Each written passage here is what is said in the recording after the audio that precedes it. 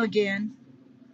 Well, this video is going to be on a little bit more of a serious subject than some I've spoken on before.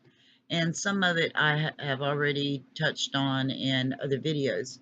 But I just wanted to go over a few things. Lately, there's been a lot of stuff going around on YouTube and other social media like Instagram and Twitter about certain, I guess you would call them, um, social media celebrities or influencers or stars, whatever you want to call them. These individuals who have been accused of predatory behaviors. Now, I've already spoken on one who was convicted of soliciting sexual type, inappropriate videos and pictures from minor females, with the excuse that it was something he needed, to relax and unwind and, whatever the case may be. There was another who was known to be rating pictures that he'd asked for of females in order to give them his honest opinion, supposedly, on their faces and bodies as to, what he felt was acceptable or attractive, on a number scale, the 1 to 10 thing. Besides this behavior, there's also other behaviors that were brought to light from his personal life that he had on video and put on his YouTube channel and Instagram and Twitter, I believe, that ultimately caused him to be banned from one of the fan-based conventions. More recently, there was another YouTuber who was known for live streaming that had shared revealing and nude photographs of women that supposedly sent them to him voluntarily, although some of the women claim that they don't know how he got access to them. But he allegedly used some of these photographs to try and blackmail or pressure these women into sexual behaviors. And there was another one who is getting a divorce because of cheating on his wife, but in the process of finding out about the cheating, she said she also found out about him soliciting inappropriate material from young women, including underage females. This is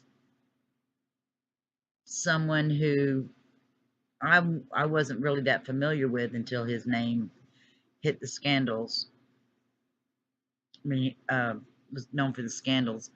There's another celebrity of the makeup world who was more recently accused of some things, and it was said that something he joked about often on his videos that were said to have happened in real life also, where this openly gay creator would pressure straight guys into sexual situations or conversations. He would hit on straight guys or bi guys or try to convince them to participate in intimate behaviors that they weren't comfortable with. There's also been a couple of female celebrities who were YouTube creators as well, who one in particular was known for inappropriate touching. Another supposedly pressured a friend into an intimate situation when she was under the influence. There's just been so much going on. And it just makes me think about, you'd think that especially the adults involved, that, why would they participate in these behaviors? Why would they, you know, go along with, giving them pictures or sexual conversations and other things that they weren't comfortable with?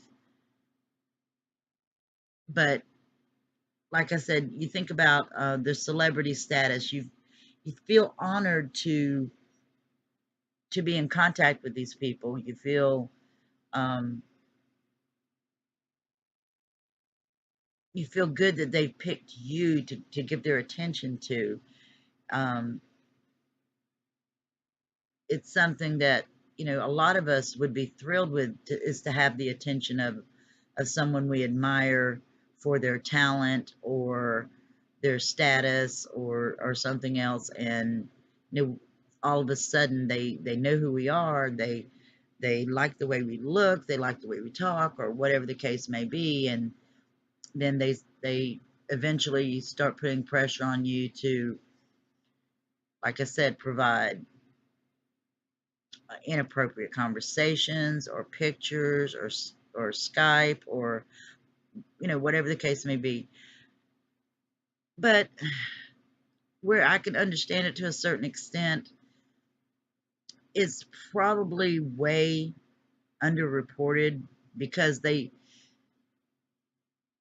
oftentimes the victim will have conflicting emotions. On the one hand, they're uncomfortable. On the other hand, they don't want to destroy somebody's life. They don't want to um, break the image of this person. They don't want to damage them, or they feel like they may not be believed because they're just a fan, and this is a big name person who has millions of followers. And you know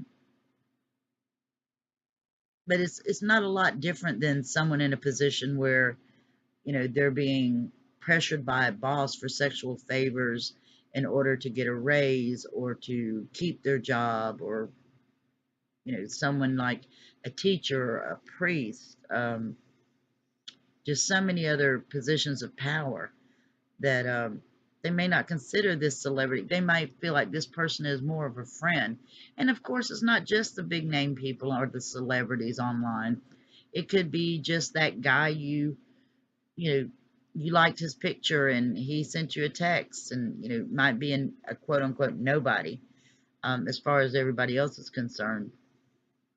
But the question is, if this person really considers you a friend or a valued fan, number one, I would still think it would be primarily awkward, if not inappropriate, to solicit pictures or these conversations and all that, even if you do feel like you have a bond with these people.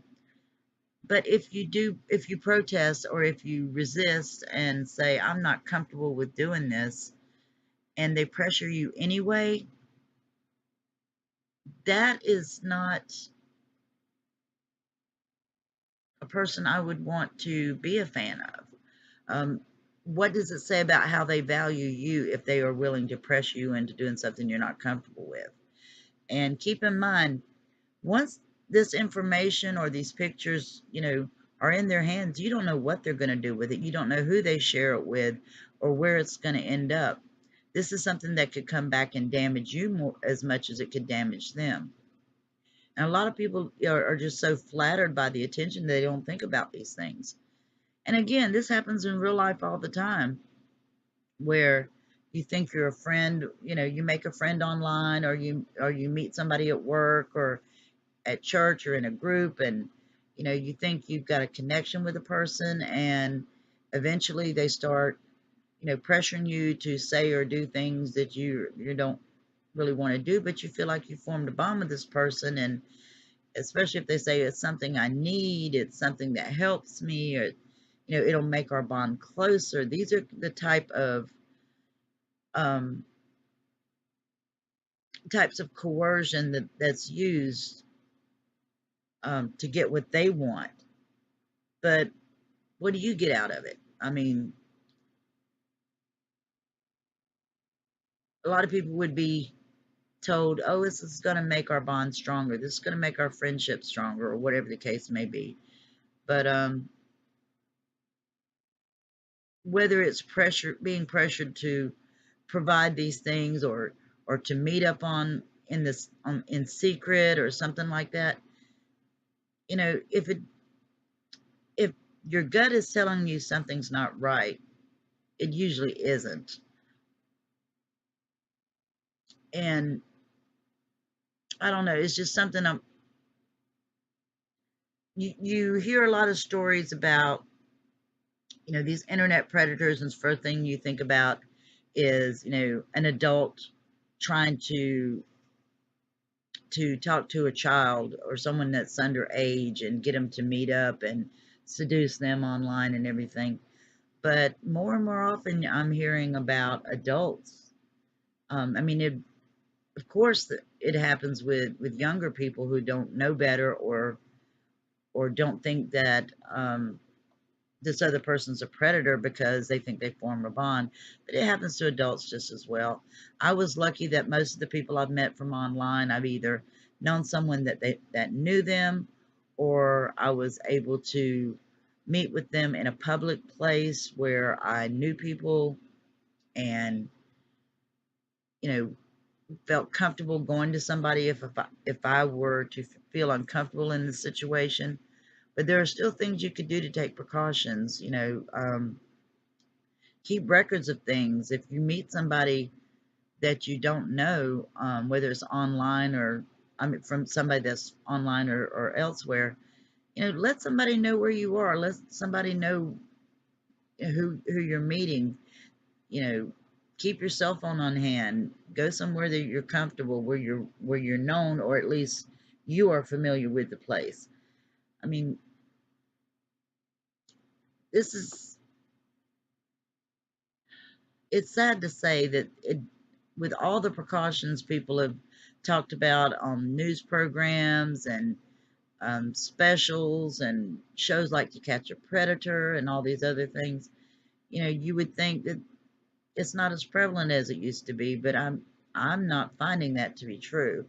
Of course, I don't have the statistics on that, but it seems like every other week I hear about another person who is in a scandal because of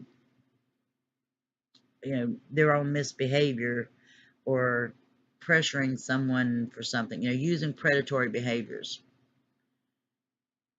And I don't know, it's depressing to me, because I usually go on social media for entertainment, but you can't really forget that there are people who are going to misuse their position, whether it's for money, or more likes, or, like I said, inappropriate content, inappropriate interactions. You just have to be careful, and warn other people too.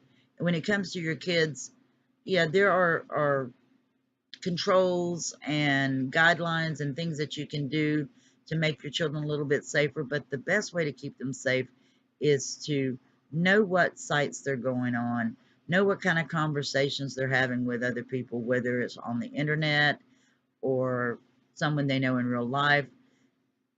Have conversations, let them know what's acceptable and not acceptable behavior. Um, Try to have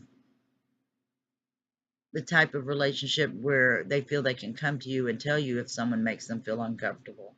And if not you, encourage them to go to another adult, because sometimes you don't want to talk to your parents because you don't want their disapproval. But if they know that you're okay with them going to talk to another adult,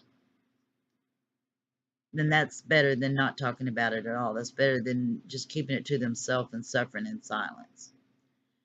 So anyway, that's pretty much all I have to say about that right now. Is just a lot of these things that I've been talking about. A lot of these people I haven't named because um, their behaviors are alleged. I don't have proof except what I've seen and heard with my own eyes and ears, but they haven't been charged with any crimes that I'm aware of, and except for the one that was recently convicted. But it's just very disappointing in a way. So I don't know.